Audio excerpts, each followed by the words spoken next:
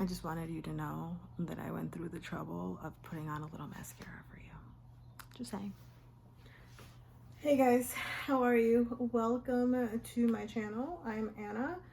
I did a thing.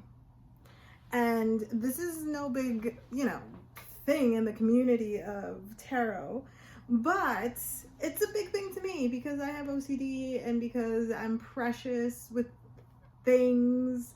I'm trying to be better about that, but I still get precious about things. And especially if there's like a sentimental attachment to it, whatever.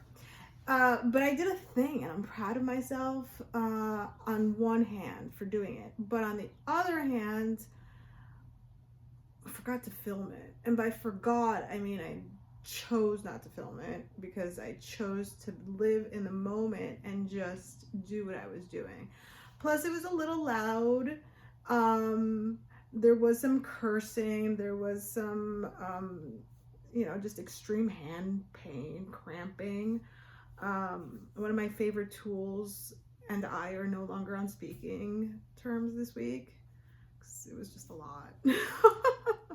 Talk about my corner rounder. I love my corner rounder. I do not subscribe to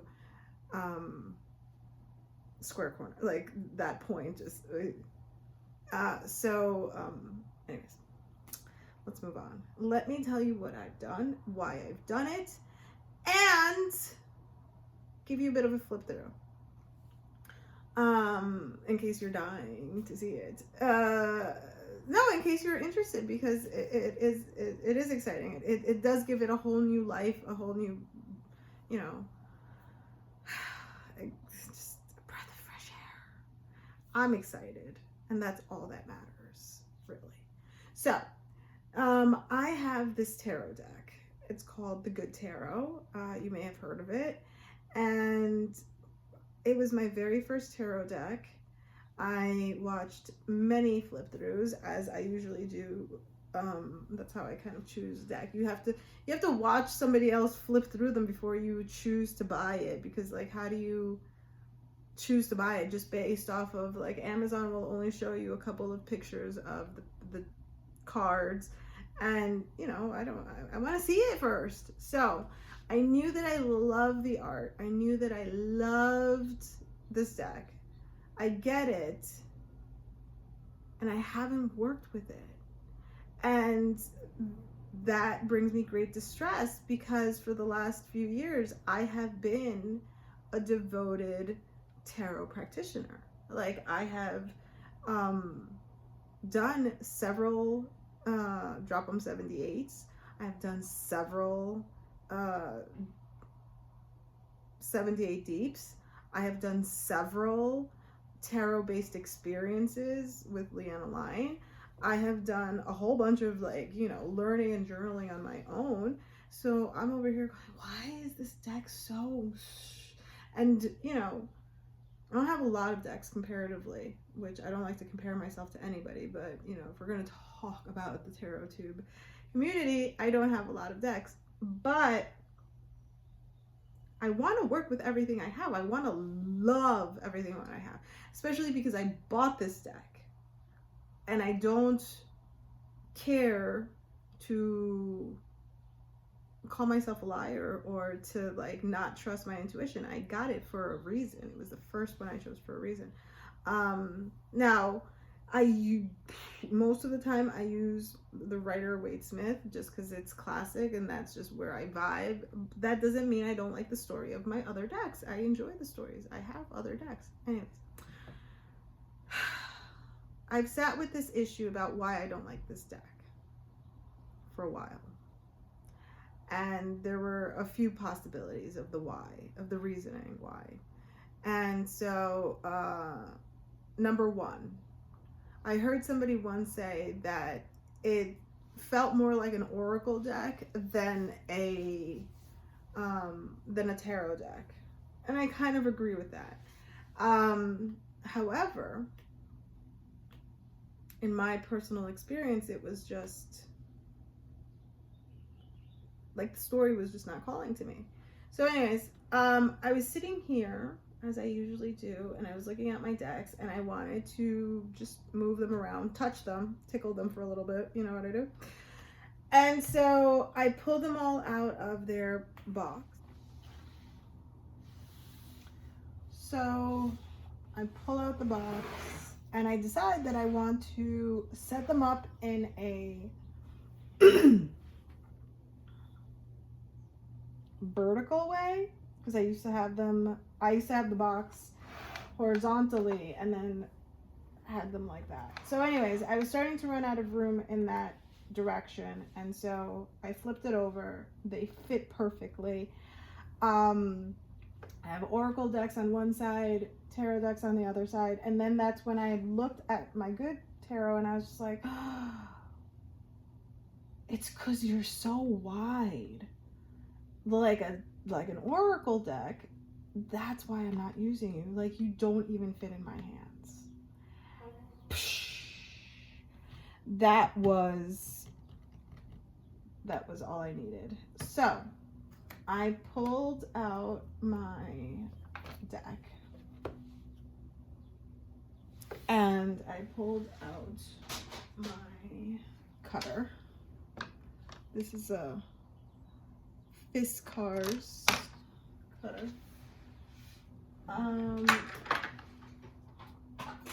I also pulled out my Kadomaru Pro. It's my quarter rounder. And I went to town. So I have watched Dawn Michelle modify some of her decks, and what she does is she tapes a ruler directly onto her cutter, and that helps secure that, you know, you're always cutting at the same size. And so that seemed like a good idea. So I did that. I taped it down, and then I proceeded to cut the sides of the deck. The sides. So yeah, first I did all one side, because the great thing about this deck, and it lends itself to this process, is the fact that the backs had like a rectangle frame within a frame within a frame, and then the bigger frame, the two sides that I was cutting off, total to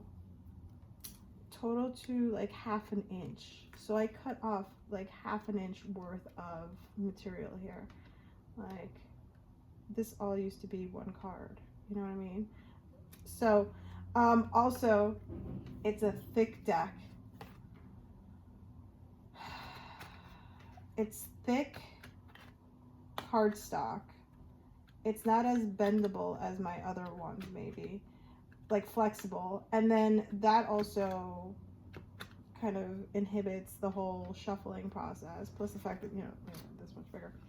So that's what I did. I cut both sides.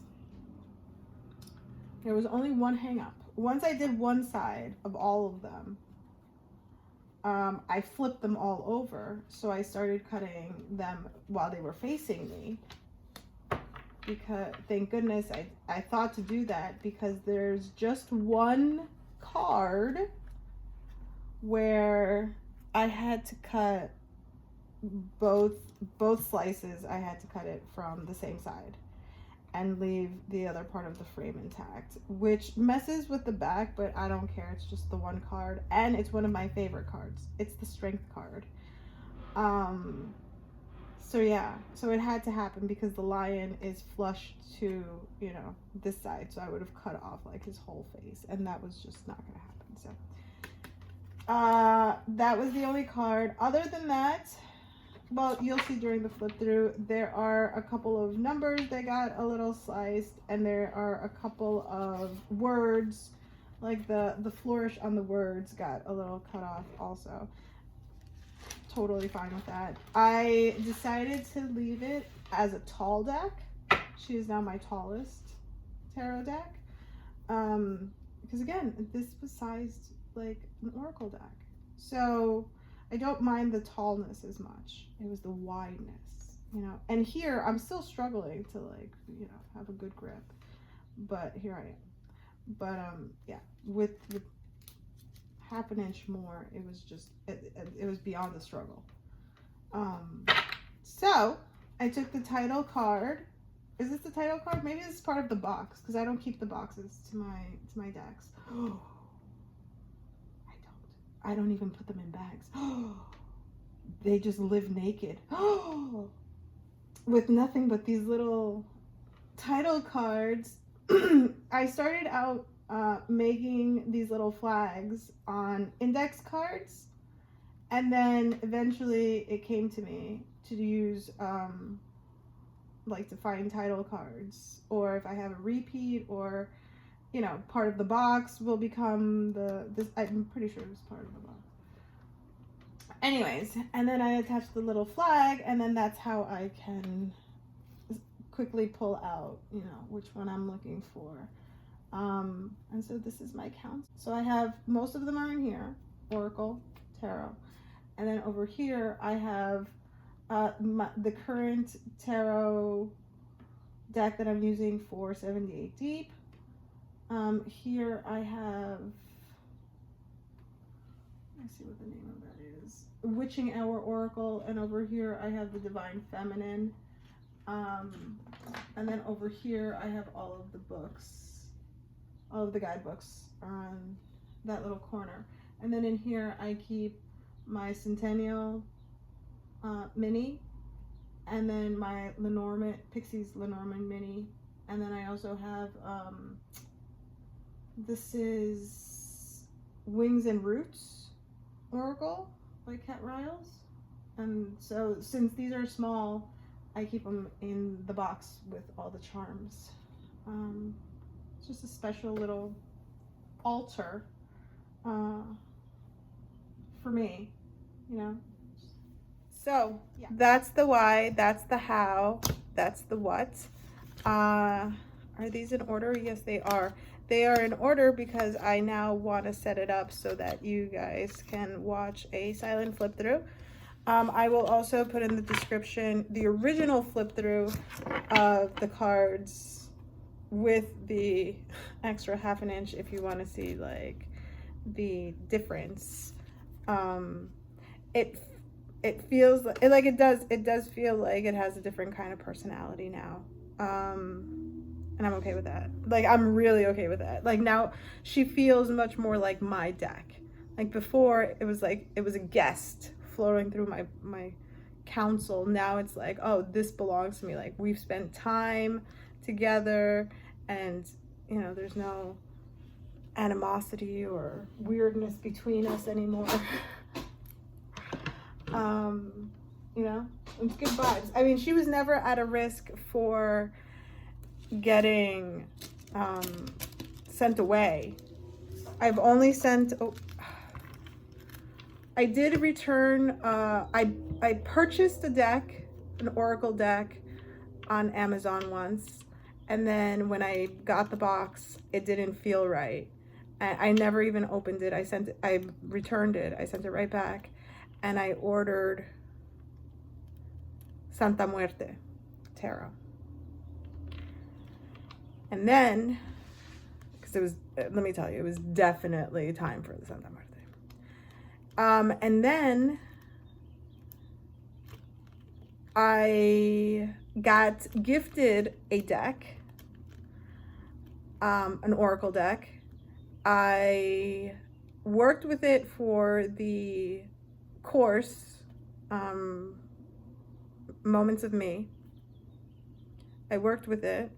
It had lessons for me. And as soon as the course was done, I sold it. And I got rid of it. And I was just like, I don't want you, like, I can't. It was, you know, I knew that it had lessons for me, and I knew that it had to teach me something. And as soon as I was done, I was like, goodbye. So, I'm very happy with what I have. Do I want more? Obviously. Don't we all? I have a wish list. I keep running a wish list of decks that I want. on Amazon, and then I keep also like magical books and stuff like that. And then on Goodreads, I just have the ones that I own. And then I have my wish list on Goodreads is mostly books related, not as much text, but yeah. And I'm constantly going through my list and going like, oh, do I really want that? You know, would I really want that? Because there's always the risk of generosity, right? Because I share my wish list, there's always the chance that somebody might gift me something, or that might, you know, want to rehome something that they have. And if I say that I want a particular deck and then I get it and then I realize, oh shit, you know, I don't really want it, or it wasn't really my thing, or I shouldn't have had that on the wish list, then yeah, I'm gonna feel bad, because then I'm gonna have to like maneuver. But yeah, I also have there's another deck. There are 2 other decks that were gifted to me, and I accept it with such, you know, gratitude and so much love. But I'm still disconnected from those 2 Oracle decks. One I use seasonally, and so, you know, I'm disconnected from it because I don't know why I feel that way, because I use it seasonally. So I shouldn't feel disconnected from it. But the second one is that it has a story, and I haven't dived into the story. And I have slowly been discovering that certain decks, Oracle and Tarot, have books, like companion books, like not just the little white book that comes with the deck itself, but recently I got myself the Spirit of Herbs because I wanted a deck with herbs, but then when I saw the deck, I was like, yes, but then I found out, but there's a book that has more information about it, and do I really need it? Do I really need the deck if the book is going to be that much better? And so guess what? The book has all of the pictures on it, right, already. And so I was just like, wouldn't it be cool if I just used it like a little bit of a coloring book?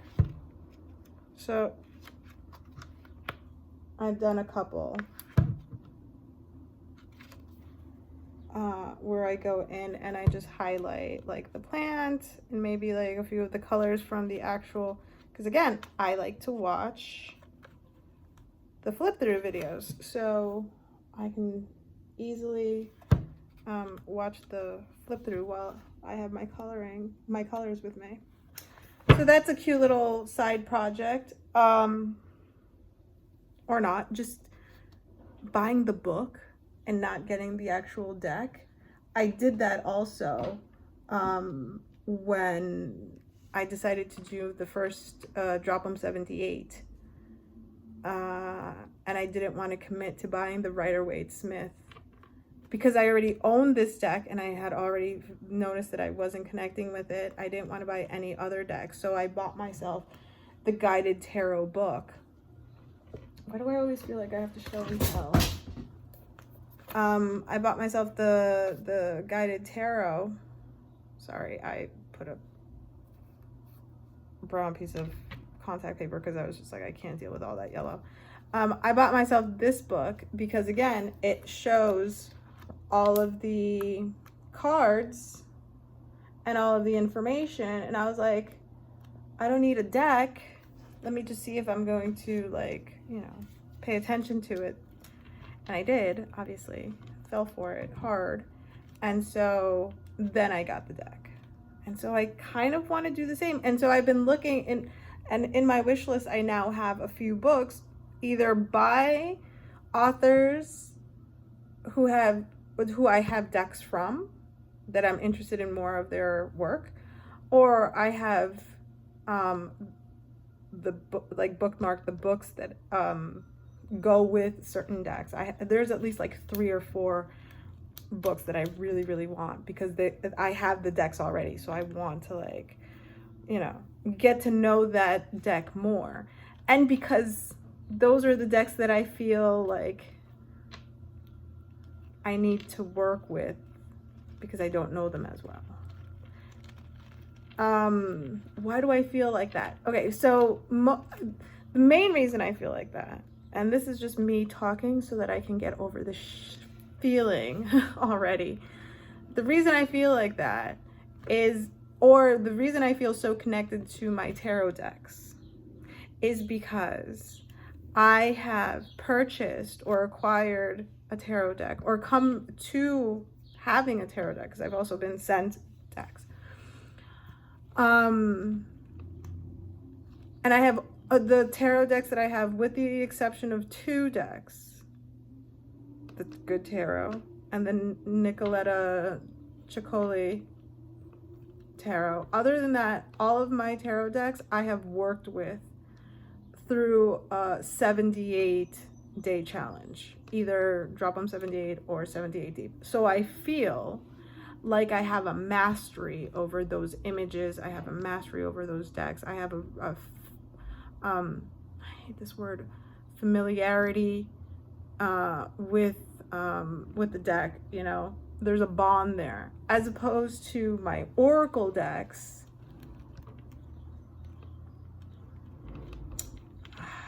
I can say I really honestly only have warm fuzzy feelings for like 2 or 3 of them, and the other ones, although I'm not trying to get rid of them or, you know, anything like that, it's just I need to get to know you better.